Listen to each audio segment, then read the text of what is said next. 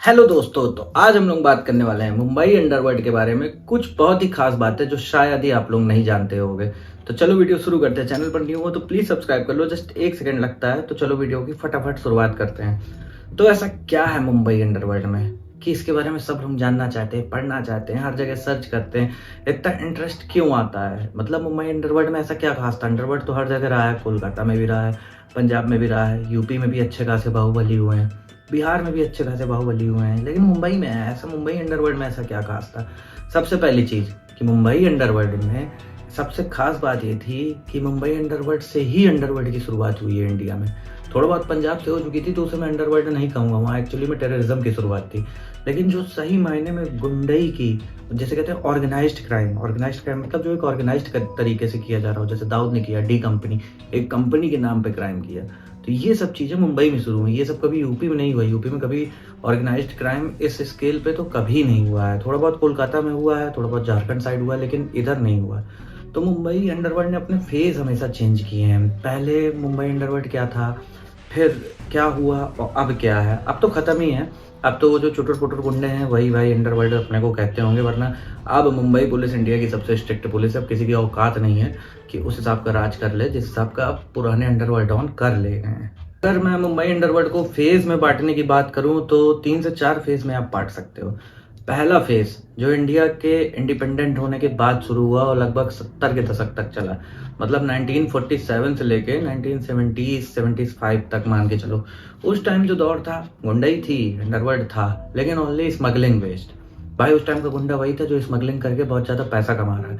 लोगों में उस टाइम पे अंडरवर्ल्ड डॉन की बहुत इज्जत हुआ करती थी। हाजी मस्तान को लोग बहुत इज्जत से देखते थे, वर्दा राजन को लोग बहुत इज्जत से देखते थे। हाँ, करीम लाला की इमेज थोड़ी खराब थी क्योंकि वो खून खराबा कर देता था, है ना, वो थोड़ा दबंगई से रहता था। वरना उस टाइम पे अंडरवर्ल्ड मतलब डॉन से लोग चिढ़ते नहीं थे क्योंकि इतना गंदे तरीके से गुंडई हो भी नहीं रही थी। अंडरवर्ल्ड का मतलब पैसा कमाना था गलत तरीके से, बस गलत काम करना नहीं था, गलत तरीके से पैसा कमाना था। जिन चीज़ों पर सरकार ड्यूटी लगा रही है या टैक्स लगा रही है उसको बस बिना टैक्स के बेच देना, चुपके से मंगा के बेच देना, स्मगलिंग के नाम पे ये चलता था।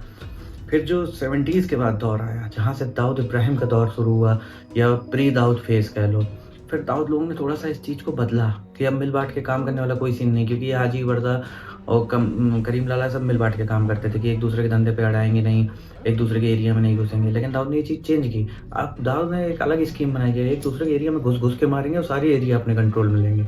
तो ये एक चीज़ वहाँ पे थोड़ा सा चेंज हुई दाऊद के बाद से। दाऊद के बाद देखे देखे दाऊद को लोगों के अंदर और ये क्राइम की भावना आने लगी, सब गुंडे बनने को निकलने लगे, नए नए छोटे छोटे गैंग बन गए। उसको मैं तीसरा फेज कहूँगा, क्योंकि उस थर्ड फेज में गैंग वॉर्स हुए, क्योंकि दाऊद तो अकेला राजा बना बैठा था, अब हर कोई दाऊद को हराना चाहता था। तो फिर तीसरे फेज में नए नए गुंडे निकले, अमर नायक, आपका अरुण गौली, छोटा राजन, छोटा शकील, अबू सलीम। तो कुछ तो दाऊद के ही साथ मर्ज हो गए, जान जो समझ गए कि हम भाई इसको नहीं हरा पाएंगे, इसका सिस्टम तगड़ा है। और कुछ नहीं हुए तो मारे गए। कुछ जो जिंदा है, जैसे अरुण गौली जिंदा है तो जेल में, अबू सलीम भी वाले काम किया दाऊद के लिए, बाद में उससे अलग हुआ, वो भी अब जेल में पकड़ गया था, पुर्तगाल से पकड़ा गया था उसे। अरुण गौली तो यहीं अपना मुंबई से दगड़ी चाल से ही पकड़ गया था।